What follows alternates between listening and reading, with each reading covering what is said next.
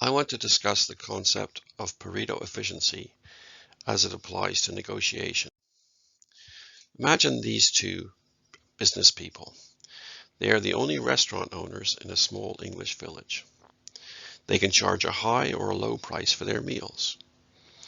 If Amy charges a high price and Baron charges a low price, he gets all of the customers. If Baron charges a high price and Amy charges a low price, then she gets all the customers. So the customers always go to the restaurant with the lowest prices. But if they both charge the same price, they split the customers 50-50. And total customer numbers are unaffected by this price. We can represent this in a gain matrix which shows profits. So assume these are profits in the thousands. Okay. Now in each cell of the matrix, we see two numbers. The first number is Amy's profits. The second is Baron's profits. So for example here, if they both charge a low price, Amy gets 2,000 and Baron gets 2,000.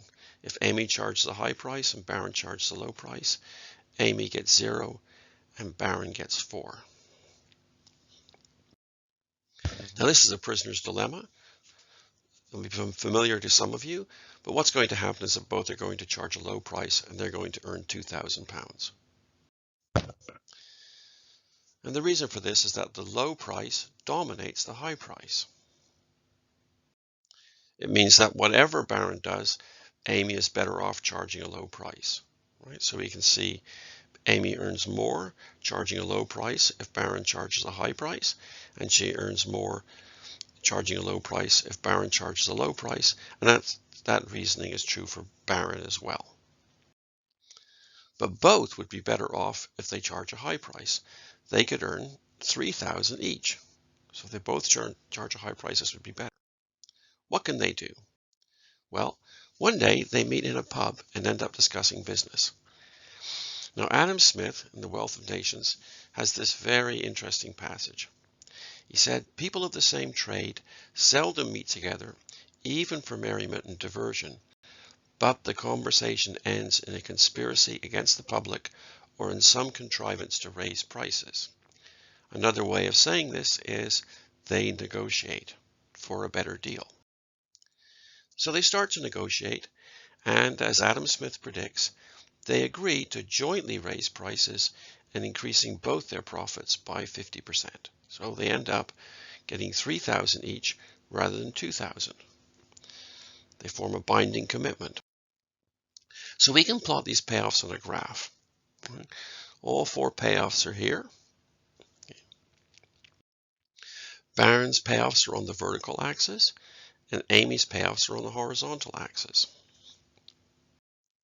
The blue circle here, that's the Nash equilibrium, and that's also the BATNA. Right? It's the Nash equilibrium. This is what Amy and Baron can get without reaching an agreement. If they don't agree, they'll get at least this. Right? And you can work out the logic from the matrix earlier that if Amy chose a low price and Baron chose a high price, Amy would earn more and vice versa. So this is the very worst they can do by themselves. So we can denote the BATNA by these blue lines. The area to the northeast of the BATNA includes all feasible negotiation outcomes. We can denote the BATNA by the blue lines here, and the area to the northeast of the BATNA includes all feasible negotiation outcomes.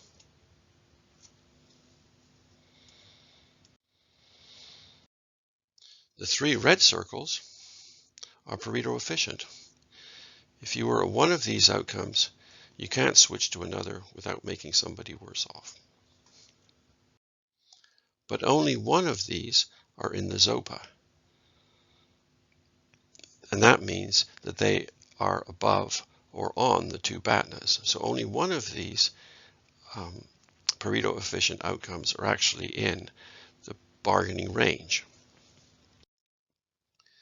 And the Nash equilibrium, of course, is not Pareto efficient. In a negotiation, the high price payoff will be agreed. Pareto dominates the Nash equilibrium. That means that both people are better off, and it is in the ZOPA. So later on in the pub, Amy remarks, you know, if I was the only restaurant operating, I could charge high prices, get all the customers, and total costs would be lower because there would be fewer total staff, only one kitchen, and only one building to manage. Baron replies, well, that's true. Of course, the same would be true if my restaurant was the only one in operation. So now they've undertaken some creative negotiation. They've discovered new possibilities, and they may have created value.